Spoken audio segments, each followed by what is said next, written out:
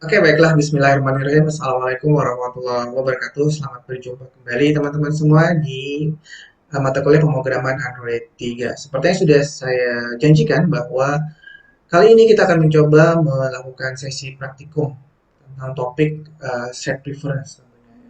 Di serial video tutorial yang pertama kita sudah eh, mempelajari tentang konsep-konsep dasar apa itu set preference, hal-hal apa saja yang perlu eh, kita perlu siapkan, ya, hal apa saja yang kita perlu ketahui dan bagaimana cara menyimpannya, metode-metode apa saja yang harus kita gunakan ketika menyimpan dan metode-metode apa saja yang perlu kita gunakan ketika ingin merestore data.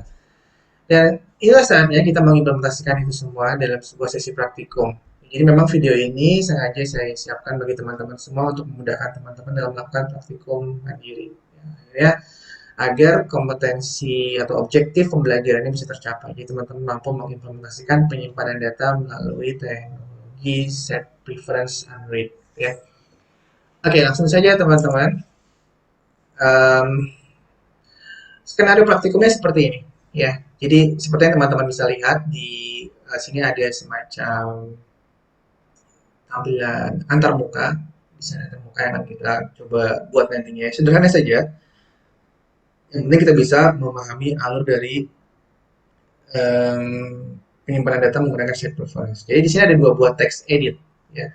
Text edit yang pertama itu digunakan untuk user untuk menginputkan um, bisa merek atau kelas gitu nantinya. Dalam contoh ini mungkin kita kelas aja ya. Jadi nanti user menginputkan kelas dalam melalui text input yang pertama dan melalui text input yang kedua user akan menginputkan namanya. Ya. Dan kita ingin membuktikan bahwa teks yang diinputkan itu akan tersimpan ya di dalam internal media penyimpanan internal melalui teknik set preference. Nah, ketika tombol save-nya ditekan, maka dua buah uh, teks tadi akan tersimpan, ya pasangan-pasangan teks tadi. Tentu teman-teman masih ingat ya bahwa set preference itu pasangan-pasangan data antara key dan value gitu ya. Jadi nanti di sini juga ada key-nya adalah kelas dan value-nya tentu nilai yang kita inputkan. Lalu yang kedua key-nya adalah nama dan value-nya adalah nilai yang kita inputkan. Dan nanti informasi tersebut harus bisa tersimpan. Untuk membuktikannya bahwa informasi tersebut sudah tersimpan atau belum, kita akan menampilkannya kembali menggunakan load button. Ya, bahkan sebelum kita meloadnya, kita juga akan mencoba gimana kalau emulatornya kita tutup, masih bisa nggak kita mendapatkan datanya untuk memastikan bahwa data yang tersimpan gitu ya, tidak secara temporary tapi tersimpan secara permanen. Oke, itu skenario nya teman-teman. Nah, langsung saja. Berikutnya yang akan kita lakukan adalah membuat project baru, ya. Membuat project baru. Uh, oleh karena itu kita perlu membuka Android Studio-nya. Oke, silakan teman-teman mempersiapkan Android Studio-nya. Video ini bisa di-post untuk sementara. Teman-teman siapkan dulu Android Studio-nya. Jika sudah siap, kita bisa lanjutkan. Oke, berikutnya berarti kita akan membuat project. File new project ya. File new project. Kalau kita akan pilih di sini empty project, empty activity, lalu kita beri nama sesuai dengan yang ingin kita buat tentunya. Project ini namanya sebenarnya bebas teman-teman, tapi sebaiknya walaupun bebas bisa mendeskripsikan project apa yang kita buat. Misalkan di sini kita beri nama praktikum as pref gitu ya, praktikum set preference. Tentu teman-teman boleh ya menggunakan nama project yang berbeda, nggak masalah. Lalu seluruhnya ini saya biarkan secara default karena set preference ini tentu sepertinya sih dikenali untuk di setiap API, jadi nggak ada masalah. Lalu kita tekan tombol finish. Nah, kita tunggu beberapa saat agar Gradle bisa mempersiapkan seluruh dependensinya. Ya, sambil menunggu, oke, sudah ya. Oke, lalu saya akan tutup uh, jendela yang tadi ya, yang sebelumnya, agar saya fokus punya satu jendela Android Studio saja agar tidak memberatkan komputer ya. Kita akan mulai dengan merancang user interface dari aplikasi yang ingin coba kita buat. Ya, tadi teman-teman sudah melihat ya user interface-nya seperti apa. Jadi sederhana, ada dua buah text edit dan ada dua buah button. Oke, kita akan mengecek bagian view, ya, design view seperti ini. Lalu saya akan hapus yang tidak saya perlukan ini. Lalu saya akan coba ubah. em, saya akan coba ubah jenis layoutnya yang semulanya adalah constraint layout, ya. Saya akan ubah ke yang lebih sederhana, yaitu linear layout. Ini. Ya. Oke, nah kita sekarang sudah memiliki jenis layoutnya adalah linear layout. Dan teman-teman, linear layout ini akan saya pastikan bahwa orientasinya adalah vertikal, ya. Di sini akan pastikan dia vertikal. Dan eh, kita akan tambahkan tadi apa? Dua buah text edit dan dua buah button. Langsung saja kita tambahkan plain text dua buah langsung saja. Yang pertama, lalu ini yang kedua, lalu button, ya. Kita tambahkan button, ini button yang pertama, dan ini button yang kedua. Nah, jika perhatikan di sini, tentu kita eh, akan mencoba berupaya agar dia tidak terlalu rapat dengan bingkai. Ini kan terlalu rapat ya dengan bingkai ini. Sumpah kelihatannya gitu, sesak napas gitu. Jadi kita tambahkan padding teman-teman di sini. Tambahkan padding agar tidak terlalu rapat. Padding all berapa ya kira-kira? 10 di DP gitu ya. Nah, itu kan dia ada breathing room, ada tempat napasnya gitu. Udah gitu, setelah itu kita juga ingin tambahkan margin agar antara satu elemen dengan elemen lain juga tidak terlalu rapat seperti ini. Misalkan saya akan tambahkan semuanya itu tambahkan margin bottom 5 misalkan ya. Sini saya tambahkan margin, kita bisa tambahkan margin bottom dari paling bawah di sini misalkan 5 dp. Nah, kita bisa melihat jaraknya akan semakin merenggang. Dan untuk memperjelas pengelompokan, ya, ada pengelompokan data untuk mengentry, ada pengelompokan button di sebelah sini. Di sini ya, saya tambahkan margin bottomnya saya lebihkan. Tadinya 5, mungkin saya buat 20 teman-teman.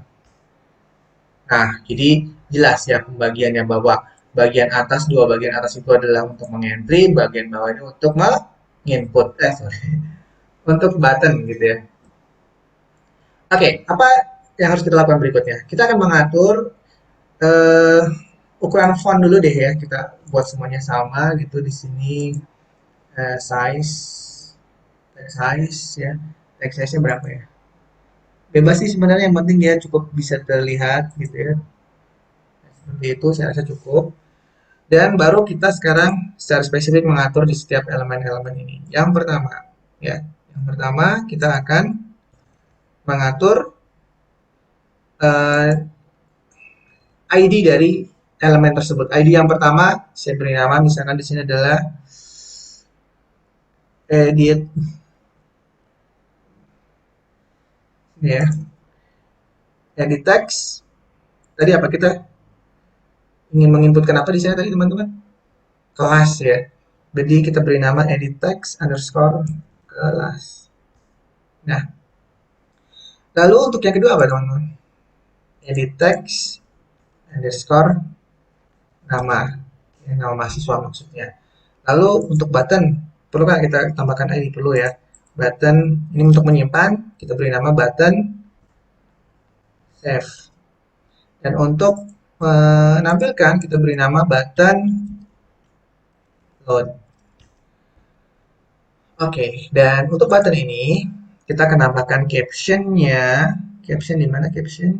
Di sini ya, agar tidak tulisannya button, tapi kita beri nama save atau captionnya adalah save. Dan untuk satunya lagi kita beri nama load. Dan untuk edit text-nya ini juga kita coba atur lagi teman-teman. Defaultnya adalah name, di sini kita hapus teksnya ya. Nah, ini juga kita defaultnya adalah name, juga kita hapus. Tapi akan kita ganti dengan hint. Yang pertama adalah enter kelas.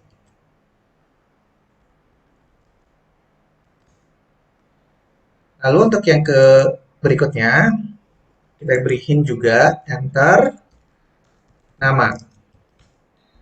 Oke, nah inilah tampilan user interface kita secara sederhana seperti ini.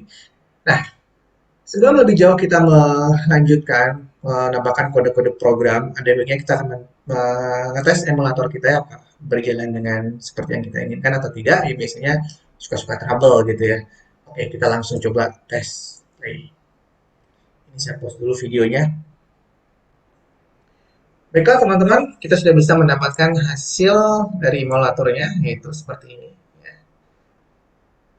Berikutnya kita akan melanjutkan ke sesi eh, langkah-langkah praktikum berikutnya. Jadi langkah pertama membuat project sudah kita lakukan, mendesain antar muka sudah kita lakukan, lalu langkah yang ketiga adalah membuat class set preference. Jadi kita akan membuat cluster sendiri untuk penanganan set preference ini teman-teman. Mari kita buatkan. Oke, kita akan buatkan kelas di sini. Di package yang sama dengan main activity, klik kanan, lalu new Java class. Lalu kita bisa beri nama di sini adalah uh, apa ya? Hmm, my share graph. Ini sebenarnya apa saja boleh gitu ya. Di sini contohnya kebetulan saya beri nama my shared graph. Baik, berikutnya apa yang harus kita lakukan adalah menambahkan constructor. Ya. Kenapa kita perlu tambahkan constructor untuk memudahkan kita dalam melakukan proses instantiate pembuatan instance nanti melalui main activity ya. Jadi kita lakukan di sini generate constructor. Konstruktor adalah sebuah metode yang memiliki nama yang sama dengan nama uh, kelasnya. Ya, itu definisi dari konstruktor kelas.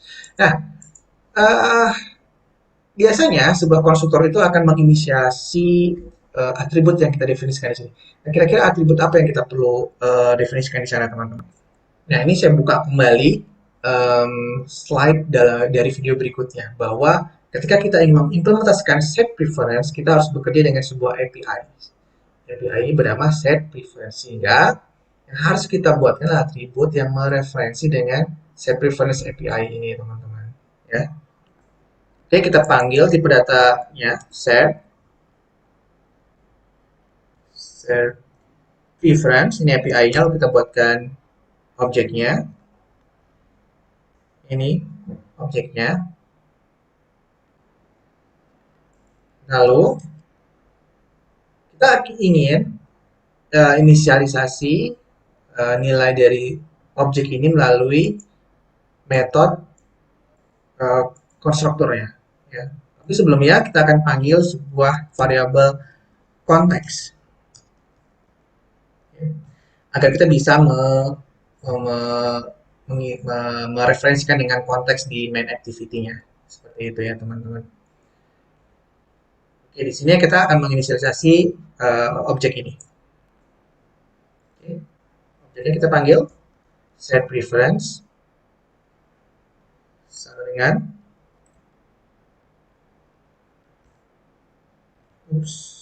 mohon maaf.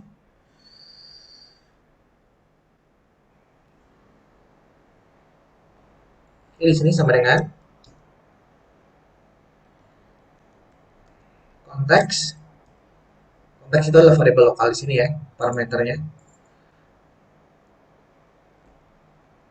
Lalu get set preference. Nah, sebelum saya pilih get set preference ya, saya ingin mencoba mengingatkan teman-teman di video sebelumnya bahwa setelah kita menggunakan API untuk bisa mengakses informasi dalam set preference, kita membutuhkan sebuah metode yaitu get set preference. Coba saya bukakan slide-nya lagi ya. Nah, ini ya.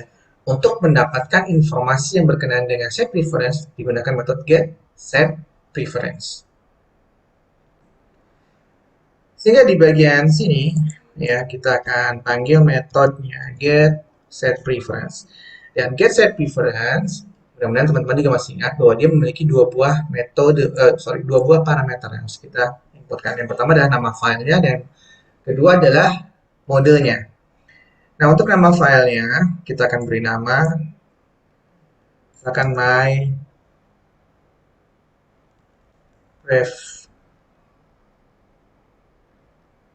pref gitu ya. Dan untuk parameter yang kedua adalah modenya private.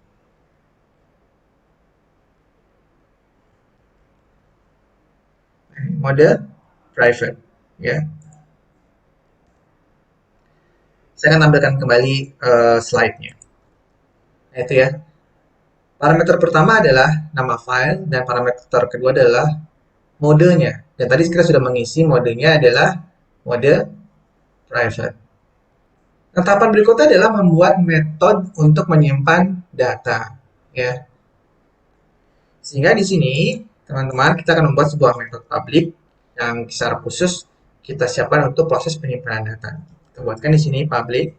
Karena metode ini tidak akan memberikan return value, maka kita langsung saja tuliskan void save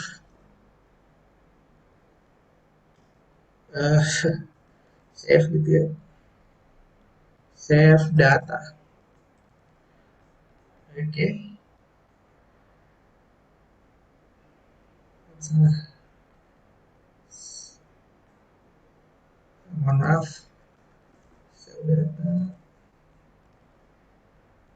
Nah, seperti itu, dan kita membutuhkan dua buah parameter ya, karena dalam skenario kita ini kita akan menyimpan dua buah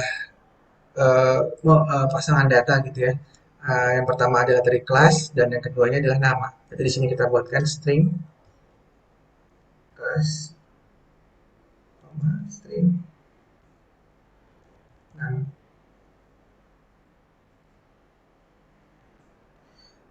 Berikutnya apa yang harus kita lakukan adalah setelah kita menyiapkan sebuah metode untuk melakukan proses penyimpanan, kita harus mengingat kembali di modul di video tutorial sebelumnya bahwa ketika kita ingin melakukan proses penyimpanan, kita harus memanggil interface dari set preference yaitu bernama editor. Ya. Nah, ini akan kita lakukan. Atau mungkin ada baiknya saya tampilkan slide-nya.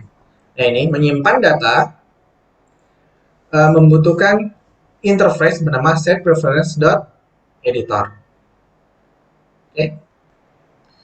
Nah, di sini kita ketikkan setPreference.editor. Lalu kita berikan nama objeknya editor sama dengan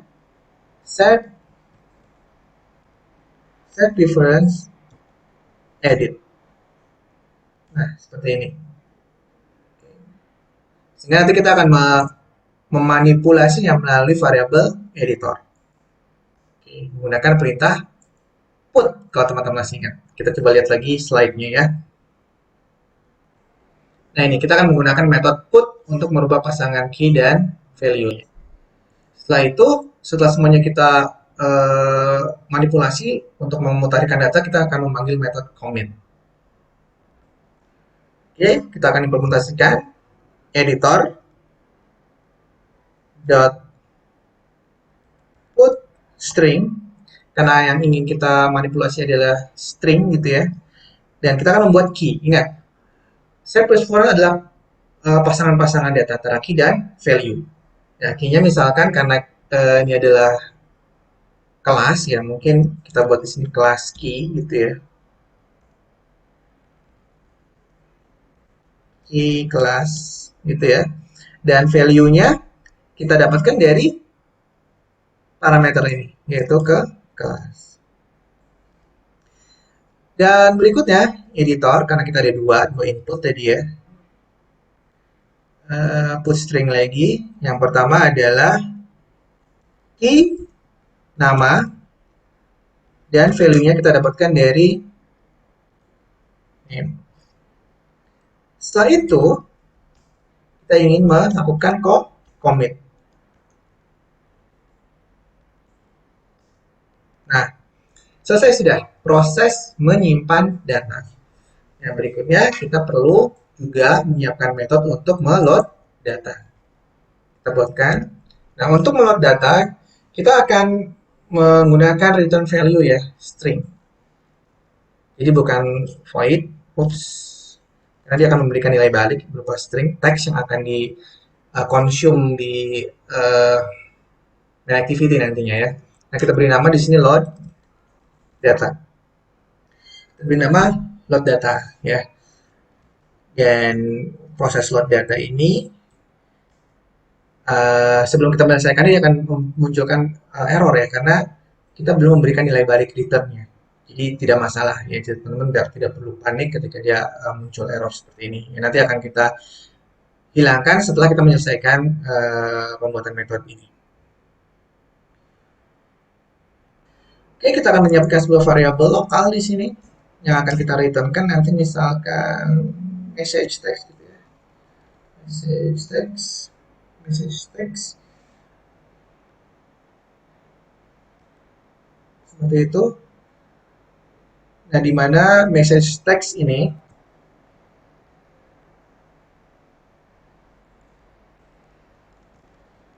akan kita isikan seperti ini kelas gitu ya. Kita dapatkan dari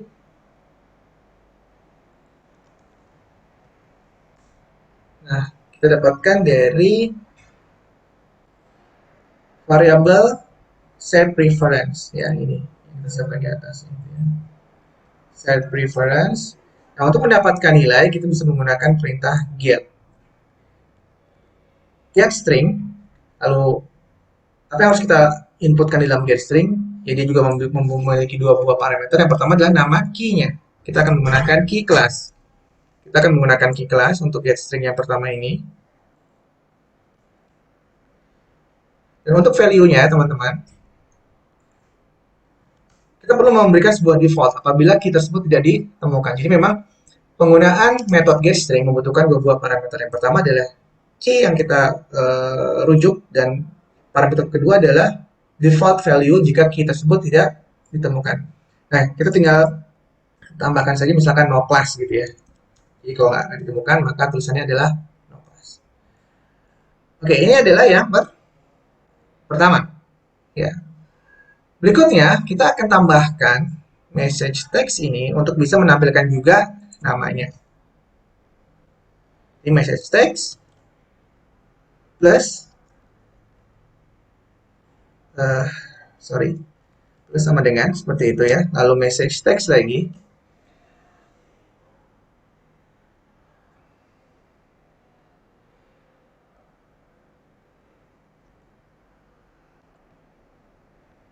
Oke, saya perbaiki seperti ini. Oops. Nah, yang kedua nama ya, nama. Ini kita tambahkan dengan sama set preference get string. Hanya saja kali ini key-nya tentu berbeda. Key-nya adalah key nama. Dan untuk defaultnya, apabila key ini tidak ditemukan, maka kita tambahkan di sini nilai defaultnya adalah no. Oke. Nah, berikutnya message text ini akan kita returnkan. Return message text. Oke, setelah kita returnkan, kita bisa melihat error yang tadi muncul yang berwarna merah gitu ya, indikator bahwa dia tidak happy gitu, sekarang sudah hilang ya, dia sudah happy. Oke, nah sepertinya bagian di kelas yang kita ciptakan ini bernama mySetRef ini sudah selesai. Kita sekarang akan beralih ke main activity kita ya untuk membuat sebuah objek dan akan mengkonsum kelas tersebut. Nah, namun sebelumnya teman-teman, di bagian sini saya akan membuat sebuah referensi terhadap button ini ya melalui XML di sini. Jadi teman-teman bisa scroll ke bawah gitu ya, atau ketikkan saja di sini untuk mempercepat on click gitu. Kita akan membuat sebuah event on click. Di sini kita beri nama do save, dan untuk yang load kita beri nama do load. Nah, setiap kali nanti button yang ditekan, maka dia akan mencari metode onBreak tersebut, yaitu tadi do save dan do load. Nah, sehingga jika kita lihat di sini, teman-teman, kita akan mendapatkan adalah ada metode do save dan ada metode do load. Ya, kedua-duanya ini perlu kita buatkan implementasi metodenya di main activity. Jadi kita pilih di sini create do save main activity. Nah, dia akan menciptakan satunya lagi sekalian aja do load. Nah, kita sudah memiliki dua buah metode di main activity kita.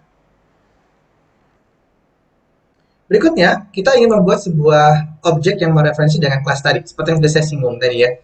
Nah, kelas kita tadi bernama apa? My set preference. Kalau kita buatkan di sini objeknya my set preference, ya. Nah, lalu dalam pembelajaran atau video pertemuan sebelumnya, saya sudah sampaikan bahwa ketika kita ingin merestore data, maka harus diimplementasikan di bagian on create. Maka di sini teman-teman kita harus mengimplementasikan di bagian on create. My set dengan new my set preference, lalu konteksnya adalah this, sehingga nanti dia akan dilempar sebagai parameter konteks ketika menciptakan instance di kelas tersebut, melalui kelas tersebut ya, dan akan dipanggil langsung oleh konstruktornya di sini. Nah, ini ya, konteks adalah this tadi ya, sehingga akan tercipta ini. Oke, nah sekarang teman-teman kita sudah memiliki objek my set preference. Lalu bagaimana implementasinya dengan do save dan do load-nya? Nah, ini kita akan meng-cast variabel yang kita miliki tadi dari edit text tadi ya. Kita buatkan di sini edit text yang edit text. Oh, ya. Nah, edit text. Tadi nama edit text kita adalah saya buat variabelnya edit kelas gitu aja ya. Edit class, dan edit class ini adalah kita casting dulu edit edit text, lalu find view by ID yang biasa kita lakukan itu ya, find view by ID, lalu r.id dot text edit class. Nah, saya yakin itu tadi nama ID kita ya. Lalu untuk berikutnya juga sama di sini edit text, lalu edit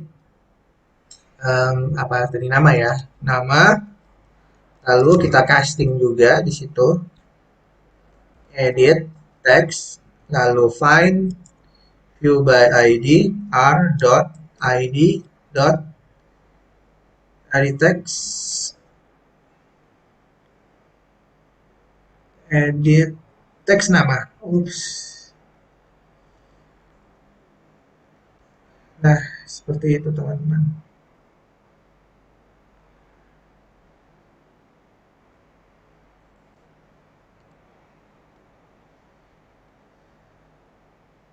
Ini saya lupa tutupnya ya. Oke. Nah, berikutnya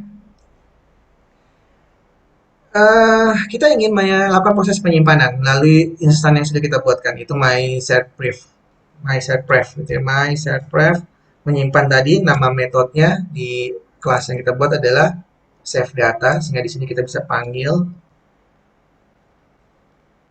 save data, dan save data ini jika kita lihat dia membutuhkan dua buah parameter ya. Nah, itu yang akan kita tambahkan. Parameter pertama adalah edit class dot get text to string, karena dia adalah tipe stringnya.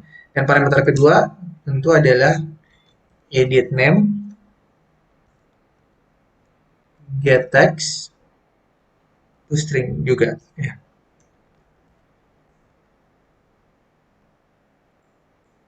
Nah, ini proses penyimpanan jadi seperti ini ya.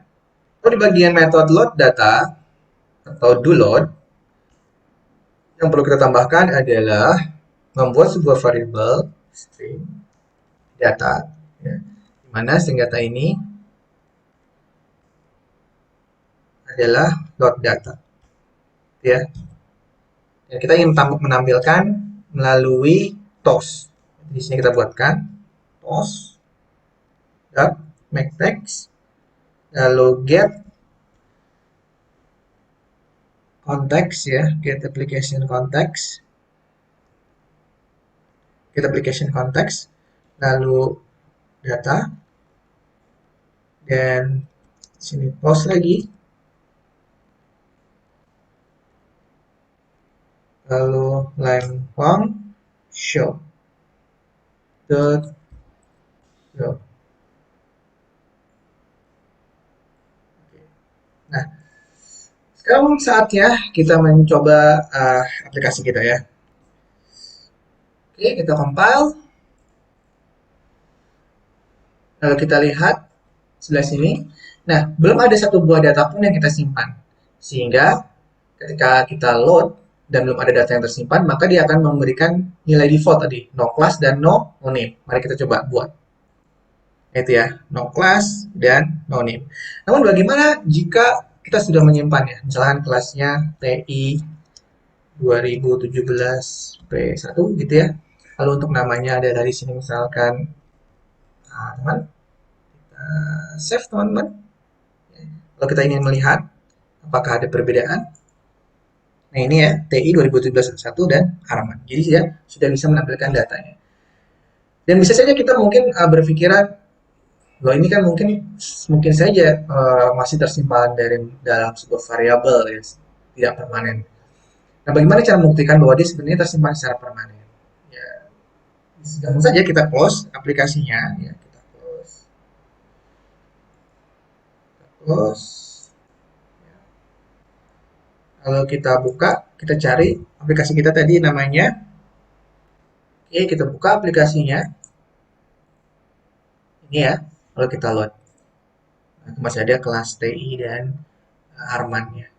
Oke, nah ini sebagai bukti bahwa datanya memang tersimpan uh, secara permanen di device gitu. Tapi bukan hanya temporary, maksud saya tempat permanen itu.